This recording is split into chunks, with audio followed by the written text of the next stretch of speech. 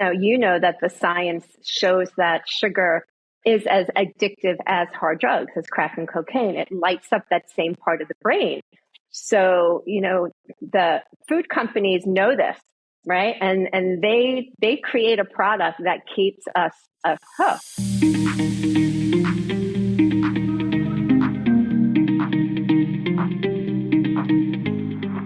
Good morning and welcome to the Fusionary Health podcast. I'm Dr. Shivani Gupta, and this is the podcast dedicating to recalibrating your health every day. My goal is to help you wake up each day energized by addressing root causes and giving you new approaches to preventive health.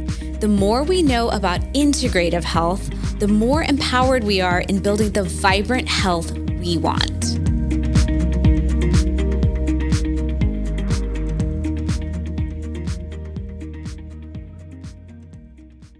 Welcome to the Fusionary Health podcast. I'm your host, Dr. Shivani Gupta, and I have an incredible guest in store for you today. Rebecca Kastin is a health coach, and she has a different approach to how she guides us on our health journey. I know many women who have worked with her. I have a client that I share with her where when my client said, this is the kind of support I need, I said, I think Rebecca Kastin is your girl. She's the perfect person who partners with functional medicine. So I know multiple functional medicine doctors who say, oh, you need food guidance? Let me partner you up with who I refer to, which is Rebecca Kastin. And you're so well known in this local community here in South Florida. So it's an honor to have you on the podcast. Welcome. Thank you. Thank you so much, Shivani. I'm really happy to be here with you. For sure. So I was sharing with you beforehand, when it comes to health coaching, there's so many different people. There's so many different styles. And out in the world right now, a lot of people talk about ketogenic diet and veganism. Like there's so many extremes. And as someone who studies Ayurveda, I always watch these trends and think, we all know moderation is what wins in the end, right? Like we all know that the body is going to crave things if we take away everything on the plate and we go so mono with the diets. And in the end, if we don't give ourselves nutrient density and nutrient diversity, variety in that diet, we're really killing ourselves. We're excavating from ourselves what the body needs to hold itself in equilibrium, balance, and wholeness. And so I'd love for you to share your perspective, because I know multiple women who've worked with you who've said, look, I needed a person who actually took dieting off the table for me.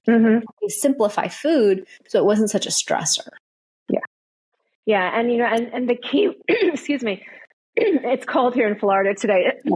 The key word is that you used is trend. We have been following diet trends for decades. And, there's no question why the diet world is a multi-trillion-dollar industry, because diets don't work. And I discovered that, in my own journey, as, on that diet roller coaster, through my 20s, 30s, and 40s. And then it finally all came together and made sense for me when I learned the term bio-individual, right? That we're all so different. And one dietary theory does not fit everybody. So, I've really developed this model where we take dieting off the table, right? Any food works, as long as you are nourishing yourself and you're feeding yourself. And it's almost, I'm not going to say it's like, following an intuitive eating diet, because that can kind of go sideways for some people, but it's really listening to your body, giving yourself a lot of compassion and grace when you're on this journey, taking out the languaging, I am bad if I, didn't have the willpower to not have that glass of wine, or I was so good today because all I ate was, carrot sticks and celery, right? So the first thing is that it's changing how we talk to ourselves, right? Our food choices do not determine if we're good or bad people, right? So, understanding that, if we eat wholesome food, the best quality food, and I don't even look at calories, and that frustrates some of my clients that I work with initially, because we're not focused on calories and we're so ingrained to focus on the caloric intake, but nutrient density, are you buying the best, organics? Are you buying, good quality like proteins? Because the body, we have the DNA to be able to, read those codes. Our bodies can't read the codes of processed packaged, garbage. And then allowing yourself or giving yourself permission, or like my favorite tagline of mindfulness is like being in choice. Every time you sit down and you have that choice of, should I have that glass of wine? Should I have that slice of pizza? It's not about, am I good or bad, but it's like, what am I choosing today? Does this choice, is it in alignment with my values? And we talk a lot about, what are your values? Like, what do you want to get out of working together? And we practice this pause. And in that pause, you get to decide, will that slice of pizza, will that glass of wine align me with those values of, longevity or weight loss or, reversing disease or, becoming pregnant, whatever their goals are. So it just, I just infuse like so much love and understanding in this journey, because I've been there. We've all been there. I also want to speak to what you said about like removing certain macronutrients. Like our body needs them. We need protein, we need fats, we need complex carbohydrates. So, I say any diet that's going to, remove your proteins and fats and, low carb, keto. I mean, it's not healthy, because the body can only do that for so long, where it says, you know what, I'm out. You've been starving me, depriving me. And then the next thing you know, you're like diving into a bag of like Doritos. Right. So it's just finding like a balance. I think that's the best way, which is why it like aligns so much with Ayurveda, is that having that like that balance in your life. Absolutely. And I think there's so much struggle, right? We're in the new year. And so it's funny because I saw in my email, I saw an email from Costco, and the email was like exercise equipment, protein powders, and protein bars. And I thought, Costco, do you know what you were saying to me in November? You were saying, buy the tins of cookies, buy all this sweet treats and sugar. You were selling me sugar. And now you're selling me the antithesis, because you, as a society, and I own a business, I get it. I totally understand the mentality. We hit Black Friday in business. We're like, yes, let's get everyone in the mood of Christmas. In my case, I'm selling health and anti-inflammation. But as I walk around and look around, I think the whole world is trying to sell us poison to inflame us. And then in January, we're trying to help everyone let go of the addiction to sugar, which is hard. We know it is. You trained your gut microbiome to crave sugar, and now all that bacteria is craving the sugar, and you're battling with yourself. And you have to let go of those habits and move into new habits. And it's not easy. And I feel like as a society, if we could learn to let go of that big yo-yo swing, things would be easier. So I have a swing. I totally know it, that I enter the holidays and I want one hot chocolate and I want a little bit of treats, but I have such a deep awareness of sugar and my bio-individuality. I know if I go too far off the handle, my body will just get inflamed. So my yo-yo swing is actually shorter now and shorter and shorter. But like you said, it's not about totally taking everything away. Because what I find is when I go into deprivation mode, if I go, I'm all protein, no carbs, I will win at this. There's a line and my body will just demand that I eat something. And then it'll be about what's around. Absolutely. To what you talked about, which is that conscious pause. And so will you share, how do you guide your clients, because we are in the new year, to let go of sugar? Do you have any like resources or things you've built? Because that's not easy to let go of. It's a big one for people. It's a big one. And you know that the science shows that sugar is as addictive as hard drugs, as crack and cocaine. It lights up that same part of the brain. So, the food companies know this, right? And they create a product that keeps us hooked. So, I really start laying down the foundation with my clients before the holidays come, right? Making sure that they are getting into those really good habits before the holidays. We talk about, strategies and how to move through the holidays in a more mindful way, instead of saying, oh, it's the holidays and January 1st will come and, I'll start all over again.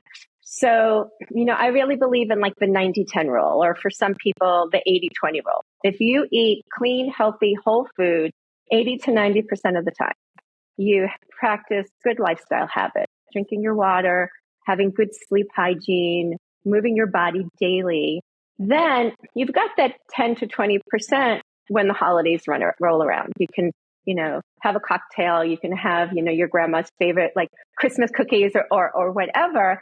And then just eating it really slow and savoring it and enjoying it. Because when we slow it down, you need maybe one cookie, not five, right? And then post New Year, this is my third season. I run a 21-day no sugar challenge. Nice.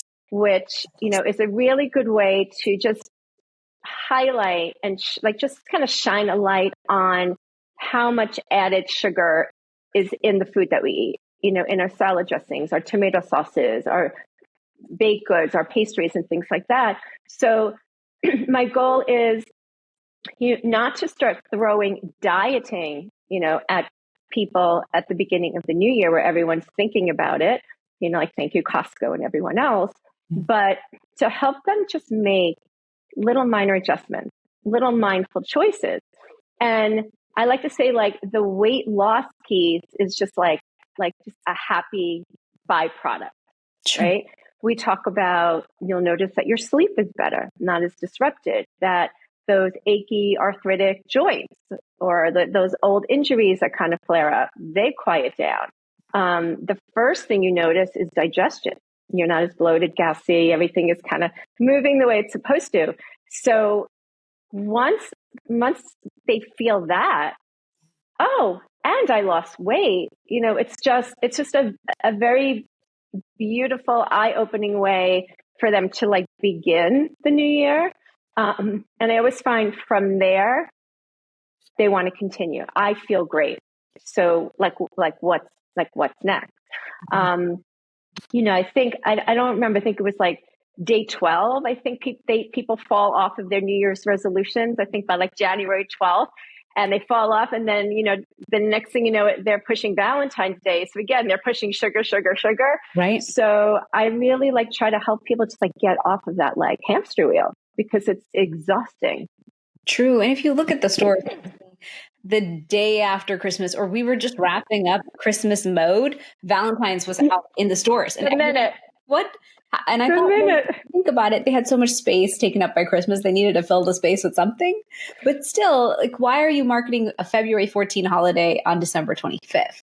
Yeah. And then right after that, we know you're going to talk about Easter, the next Easter holiday. The minute, February 15th, we're going to be marketing Easter. I mean, it's just eggs with candy in them. And then you're going to say, okay, summertime, that means beer and treats and picnics. Ice cream, ice pops. It's just funny. We are on a sugar roller coaster and we don't even see it. And so part of it is just seeing, you're being sold, I call it poison, but you're being sold addictive sugar that is detrimental to your health.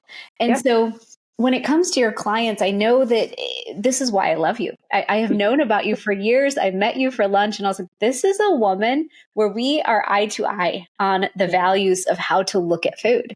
Yeah. But let's say a client comes to you and says, okay, Rebecca, I'm ready. And the problem is nowadays when people want weight loss, they want it fast. Everyone's really impatient. We can see it with the uptick of the Ozempic world. Everyone's like, well, I work for it. I eat healthy. In my case, I really do work for my health. It's my bio-individuality and my destiny to work as hard as I do.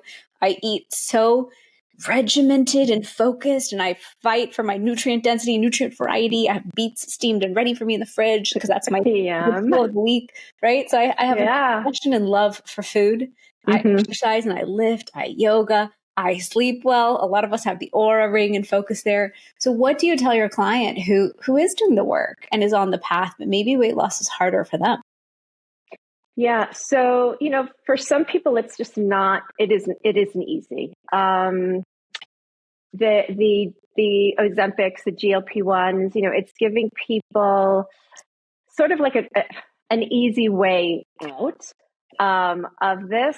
But in my opinion, and what I've seen, working at several clinics and working with a lot of patients on the GLP-1s, If you are not practicing healthy habits, if you are just using that as like the panacea to lose weight, and you're still drinking and you're still eating, bagels and muffins, the minute you go off the medication, you're going to gain your weight back. I've seen it multiple times. Wow. But while you're on this journey, if you choose, and I'm not saying people should go out and use the GLP-1s, but if you are on that journey, eat regular balanced meals, move your body, like eliminate those foods that are causing the addiction and the inflammation.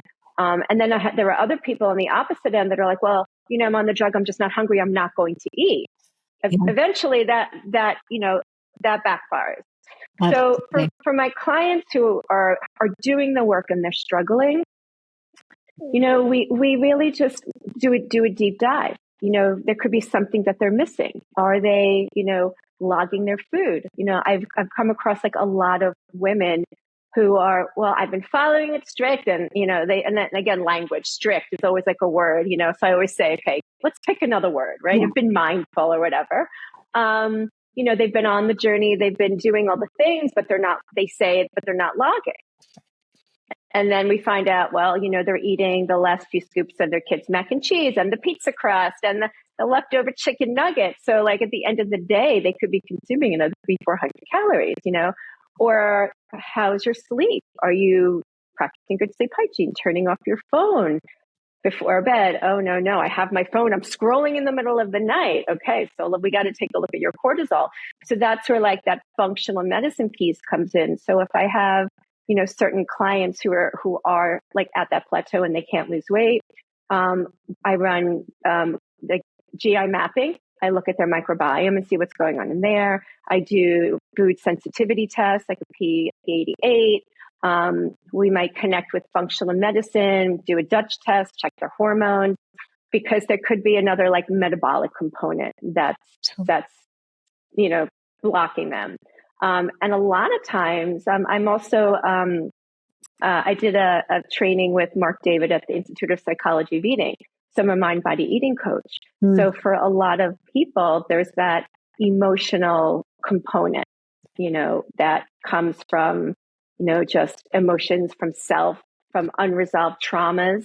And, a lot of times for them, the body's holding on to that weight as a protective mechanism. So that's sort of what makes me different than other health coaches, because I've had so many different trainings and I've been so fortunate to have such amazing mentors in the functional and the integrative medicine community in our area, that I wear different hats. Sure. And I'm able to ask those questions. I have a patient that I'm working with now who's had awful IBS, like debilitating, where she can't leave the house. And we had our first consult and we were talking for a while, and she was telling me a little about her life. And I said to her, well, have you noticed that you have these flare-ups right after you've had a particular trauma? And she's had several traumas. And she looks at me and she says, no one has ever asked me that question before. Wow. And like that was like really powerful. And as we started to unpack that, she realized that every time she had a trauma, she would have an IBS flare up. Makes sense. Right? So we're focusing a lot on, on her trauma and regulating her stress, and, so it's not always about food. Right? Yeah. So I'm doing a lot of work with her that's not food related, Sure. It's so interesting. I think as a society, we assume we're all the same. And in Ayurveda, what I teach is we're also bio-individual. We have different elemental forces driving how different we are. And so today I was at the gym and I was lifting and they had us do pull-ups. They were assisted pull-ups. 80% of my weight was supported, but I was doing pull-ups and I felt so good about it. And I thought, Shivani, you're a pitta. Like you are the pitta of all pittas. You're just a soft, nicer version of a pitta. I don't explode as much as fellow pittas who I know, but it's my nature. So it's not fair to a kapha person, for example, to say that this is the right way to be healthy. There's many ways to be healthy. But the person is meant to be flowing and creative. And so it's just interesting to me when we talk about food and diet, how we're not really pausing and customizing to the person in front of us. How we're not Yeah. taking a moment to say, hey, you aren't meant to follow ketogenic. You're not meant to fast till 11 or 12. Like when I try to hold big fasts, I have this moment of like, I would call it rage. I get so hungry. I have to self-contain. I literally walk in and I say, I'm going to eat, and then I will talk to all of you. I can't, Yes, right. I can't communicate. I can't think Yeah. straight. And that's the bit, the fire. That's Yeah. like, feed me. I am the beast. You have to feed me. And so 100%. I love that you dive into the emotions, because it's a topic most people probably won't get to themselves, which is that understanding of what's that deep root issue in you that's causing you to keep eating or eat those foods or do those things with food or reach for that alcohol every night. I have a lot of clients who tell me, yeah, I need that glass of wine every night. And I say, from Ayurveda, it's a sugar. You're just trying to decompress. It's anxiety. Reach for a different sugar. Maybe Greek yogurt with vanilla and some honey. Like find a way through. Is it fruit? And so when it comes to this work, I'm so glad you're doing it. And then I'm also so glad that you partner with functional medicine the way that you do, because I know that you've worked with Dr. Branson Collins. It's how my client came to work with you and I both. Kim Marone, who I love. I mean, you're working with my favorites. I have like a handful of favorites.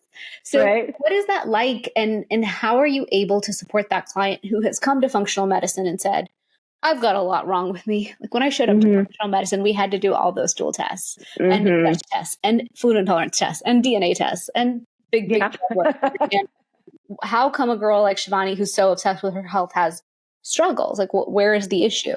And when we dove down into it, it was no progesterone, no vitamin D, no testosterone. Thyroid is troubled, needs some help, and those issues. So how are you able to help that client calibrate through food what they're going to in functional medicine do through supplementation and different things? Yeah. So, all of those tests are just, they just add like another layer of information and data, right? Because like you said, we are bio-individual. So we all need like just very, very specific support. And when we find that like just the regular, change your diet, move more, drink water isn't working, that's, when functional integrative medicine come into play and they do those deep dive and they really look at your DNA and they look at your gut microbiome. And, they look at all those imbalances. So where I come in is, first after I review a multitude of testing and labs, that's where we start to build the program, right? I create nutrition programs. I don't even ever use the word diet that will support what the end game is, right? If we have to, kill off parasites, if we have to build, new healthy bacterium, with the supplementation that the doctors is prescribing, our food is powerful medicine, right? So I look, and I always say like, okay, if I had a prescription pad, I would give you like a prescription of food, right? And that is the medicine. So I do like these individualized, meal plans, taking into consideration that every client has likes and dislikes. And some clients or patients may hate fish, and there's no way that they are ever going to eat a piece of fish. So we find a way around it. We find out how to get them, all of their nutrients without eating the fish. I have some clients that are like, okay, I understand food is medicine. So even though I hate fish or I hate Brussels sprouts, I'm going to try it. So, there's a lot of like deep listening involved. I hear you. I meet you where you are. Let's create this plan. Another piece of what I offer them is that lifestyle piece, right? Stress is like the number one in like throwing your body out of alignment. So we do breath work together. I just recently got trained in sound therapy. So I'll play crystal bowls for clients to help kind of, balance like their bodies and help reduce stress. We do meditations. I offer up, go-tos in the community where they can meet with like yoga therapists. So like we have like we're so grateful where we live. We have such an amazing like network. We do. I keep seeing the events, and I'm writing. I know. So I can I try want to go to everything. I know. So so I've really aligned myself with such wonderful, beautiful people here. And, it's not just about food, and it's not about just the exercise. So within the functional medicine, paradigm, it's food, it's movement, it's stress reduction, it's their sleep, it's their water. Are they missing little minerals? So I create a prescription. It's prescriptive, essentially, the way that I approach it. And it changes, and I track them over, we start with like a 12-week kind of model, but most of my clients, they stay with me for the long term, 6 months, a year, 2 years, because there's always, something always changes, or, something happens to their lives, or they have a life event like wanting to get pregnant or getting pregnant, or, postpartum. So it's a collaborative, supportive relationship that, when I talk to them and they talk to me, it's like this very intimate relationship, because like I truly, like in my heart, like I really, really care about them. I'm not seeing them once saying, here, change your diet, move, here's a piece of paper, and let's talk again in like 6 to 8 weeks.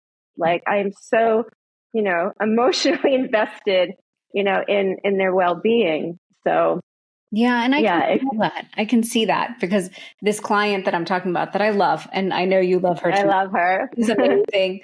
I would get to hear Rebecca said this, and then we would get to talk and be like, okay, how can we support her more? It's a beautiful thing when someone entrusts you like that. And so the fact that you get to work with them over the long run means you get to keep unpacking and unfolding those things. Yeah. One question I have for you that the client brought up was histamine. And I said, that's not something I'm an expert in. I haven't like dove into that deeply, but I see more and more women around me realizing that some of their health issues are actually rooted in histamine issues. So can you explain that to our audience? Yeah. So prior to meeting our shared client, I had never heard of histamine intolerance. I mean, I heard of like having like a reaction to like hay fever, and you take an antihistamine. So like I kind of got that, but I never really understood it like in like food and what it means. But like the body has a very aggressive inflammatory reaction to certain foods. Yeah. It's not only certain foods, it's the sensitivity to like bacteria that's growing in the food. So, some clients that do have a histamine intolerance, their food must be fresh. They can't eat leftovers, right? So we have to cook it, cool it, freeze it, go right into the freezer. So there's, a lot of ways that histamines kind of breed and grow. I'm grateful to Dr. Branson Collins. Like he opened up this whole world of histamine intolerance. And since this first shared client, I am seeing it in so many individuals. Wow. This reaction to this, and it's not just a discomfort. It is like a full systemic reaction. Right. Digestive issues, hives, headaches, fatigue.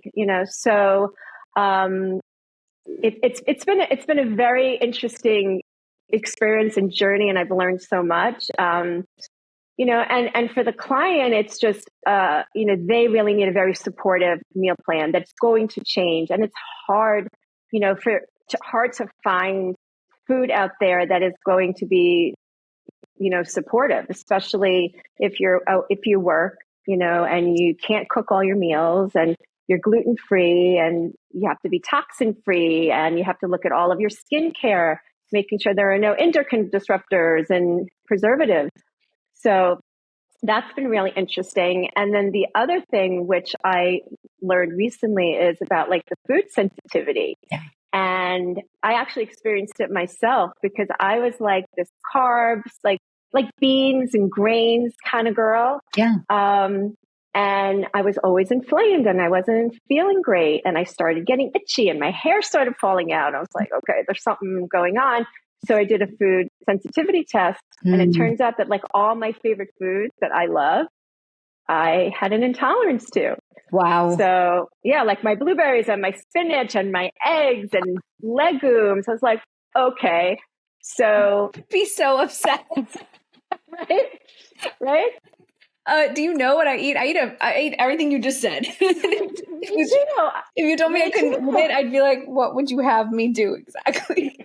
So initially I was like, okay, if I was, just like a client, I would have been in like total, like, what do I do? But, I took a minute. I'm like, okay, let me just kind of, for at least the next 6 months, let me just kind of swap stuff out. I won't eat beans. And I swapped my blueberries for raspberries or blackberries. And, I took out the spinach, I added kale, so there are so many amazing foods out there. We kind of get kind of like hooked on like my favorite smoothie. Walnuts was another one. Like my smoothie was spinach, blueberries, walnuts, and like a high quality protein powder. I'm like, okay. But the good part of that was like, it actually allowed me to kind of step outside my box and try other things. The end result was the inflammation went down. Wow. I stopped itching, like all the things that I was experiencing went away. So it's like, okay, so like slowly, I'm starting to add it back. So these food sensitivity tests they're amazing. They're really, really a game changer. I just needed to like take them out, heal my gut, put in really good probiotics, prebiotics. And now I'm kind of like dabbling a little bit. I don't have blueberries every day. I don't have walnuts every day, but I just kind of like add it back in. And now it's, it's fun. It's actually fun. I enjoy it. Like, this is like, you can tell, like, this is like my passion. I could talk to you for hours and hours about this. I mean, it's a good point though. Like, we get so mono in our diets, and I say that, but as someone in the health world who knows everything that's bad and then everything that's good, in my words, I consider my favorites. And so I'm just going to it's easier to order them all the time. I'm always going to enjoy them. But of course we create our own food intolerances because we become so mono in our diet. So I just ordered a food intolerance test for my son through Kim Marone because I knew he needed one. And so I'm going to order one for me too, because recently my son was having a health issue last year. I kept trying to talk to the pediatrician, get things ordered. She was too busy. Maybe her clinic is too busy. Finally, I went to pediatric endocrinology at UM. And at the same time, I went there to understand, like, is my kid hypoglycemic? What is wrong with this kid? My intuition said, you know what? You need to ask functional medicine the same question. It's a different situation. Like, there's going to be two approaches, and you're going to want both answers. Yeah. And so I called Kim Marone. I was like, can you please order a stool test on my son? And we need to figure out what's actually going on. We had the call. I was like, oh, holy crap. My son has a parasite. He has severe gut dysbiosis due to a parasite. I don't know if we picked it up in India or where, who knows? Yeah. Didn't think about it. Kids tell you all their symptoms. Had it been me, I would have been really loud about my symptoms and figured it out. Like, yeah, I've just been weird, not feeling good. Lo and behold, major food intolerances. So I'm ordering that test on him. And now we have to unpack it. But to be honest, Rebecca, even though I'm in health, if you ask me to customize a diet to a kid, especially your own kid, with issues and knowing how limited he already is in his diet, he became so limited over the last year due to these issues. It's hard. And even for myself, it's hard. It's not easy within our own food rules that we've made up for ourselves to achieve nutrient density, nutrient variety, and kind of know that we're hitting all of our nutritional marks. It's easy not to. That's why you have to outsource. I can see right. why. Totally you have to outsource sometimes, and like I think finding that balance between that Western and Eastern medicine, or that allopathic and functional holistic medicine, is really the best place to be, because a lot of our like Western doctors just aren't familiar with it. It's not that they're good or bad. They weren't educated that way. They don't know how to interpret these testing. So I've got I have a team. I've got my regular doctor. I've got my functional. I've got my integrative, so I think it's really important. three doctors for my health. I have my traditional, who I go to rarely. I have my truly functional, all HRT prescribing me everything doc. And then I have Kim Marone. She's my holistic. I need a very wholesome viewpoint as well, a balanced view. Yeah. And I go to all three. And honestly, I had to shift my entire life budget last year towards health. I was totally like, you there. don't shop anymore. You don't get to buy nice clothes. All your money goes towards your health. It's true. And I think sometimes you have to do that at every decade or half decade mark. Yeah. It might be your moment. 44 for me was just a overturning year with my health. I had to change so much. I had to bring in the right team. And I get the honor of getting to talk to you guys and learning from you. Yay. And it's fun. It's funny that you said that because I've been lecturing a lot lately and the question always is, well, it's so expensive to buy organic food, to take all these supplements to, and it is. I'm not saying that it's not, but my take and what's been kind of like my mantra since January started is we're going to pay. Yeah. We're either going to pay now or we're going to pay later. I would rather, and again, like when I was looking at my budget from last year, I'm like, wow, look at the money I spent on, grass fed and wild caught and all my supplements. But I would rather spend that money now to be healthy and have this like vital life and age healthfully. Like I want to be in my 90s and 95 and being active, right? So I'd rather spend it now than spend it at the back end on doctors and hospitals and nursing facilities. So, again, it comes back to what your values are, and I just turned 60, right? So I'm like in this like, whoa, like there's more years behind me than ahead of me. And I'm doing like everything that I can to just make sure that, I age healthfully and I am vital and I'm not burdening my children with, a sick parent. So I think we need to consider all of these things when we have the opportunity to spend our hardworking dollars on, do you want to buy Chick-fil-A or do you want to, go to the farmer's market and buy organic veggies? Right. And then do some meal prep. Exactly. No, it takes effort and it takes investment, but you're right. Absolutely right. Either you're going to pay for it now or you're going to pay for it later. And I learned last year, if I don't double down my investment into my health, then with the genetics I have, the family background I have, the metabolism I have, if I'm not working for it, I'm just one of those templates. It's easy to fall back. And I don't want that. I want to age as vibrant as I am now. I don't want it to change. I'm so with you. I'm so there.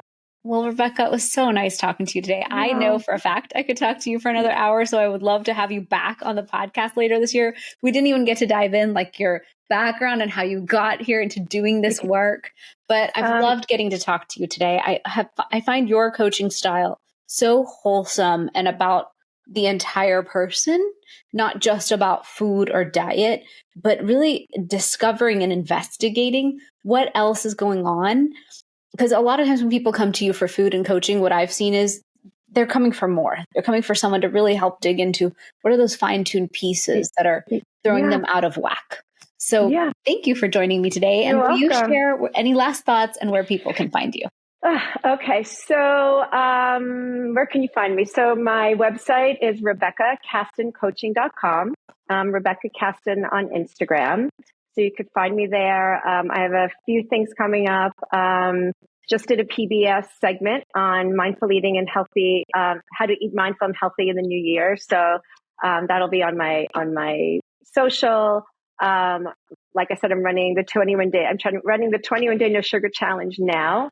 We're going to run it quarterly. So I'll do it in March. I'll do it in the summer. And then we'll do it for the holidays and then back in January. Because I feel like it's such a great reset for everybody, right? Who isn't really ready to like go all in on what they would think of as a diet, but it just helps them kind of reset. And then on Wednesdays, I do it's usually free, a cooking class at the Marcus Institute of Integrative Health. We do an integrative cooking class. In February, we have our next series coming up where we're doing viral Instagram recipes and we're giving them like a healthy twist. Nice. So yeah, so we have a lot of good stuff, and a retreat at Gratitude Garden Farms in Loxahatchee coming up at the end of the month. It'll be mindfulness. We're doing a workshop. I'm doing a workshop on mindful eating and sleep hygiene. We got some other good stuff going. So yeah, I'm really looking forward to this year. I've got a lot of stuff, and I'm also doubling down on my health this year. Awesome. So I think it's really important. Everybody should really step back and kind of take a look at their habits, how they're feeling, and where do they see themselves in 10 years? Absolutely. So, yeah. Absolutely. Well, thank you so much for coming on today. Oh, thank you. Your wisdom with us. I always love your energy. Ever since I met you, I was like, I love this woman. We're going to do great things together. Yeah, I think we met during COVID, wasn't it? We had dinner. It was like middle of COVID. We braved the world. Yeah. In Florida, we were pretty open. Yeah. But yeah, it was so lovely to have you. Thank you so much for joining me on the podcast. Thanks for having everyone me. Listening today, if you have a loved one who's working on their health and needs support, share this episode. These episodes are here for all of us to lift each other up, help each other grow, evolve, and transform our health together. Thanks for joining this week, and I'll see you guys next week. Thank you. Bye. Bye, everyone.